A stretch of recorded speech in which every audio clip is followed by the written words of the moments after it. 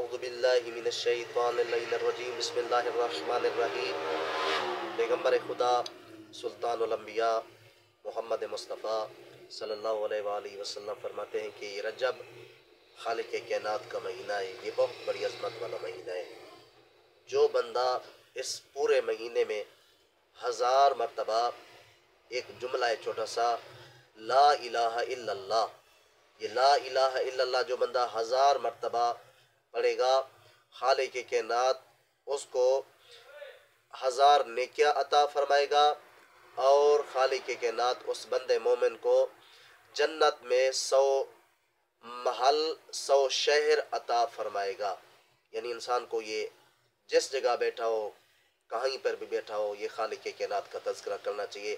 لا الہ الا اللہ، خدایا تیرے علاوہ کوئی عبادت کے لائق نہیں۔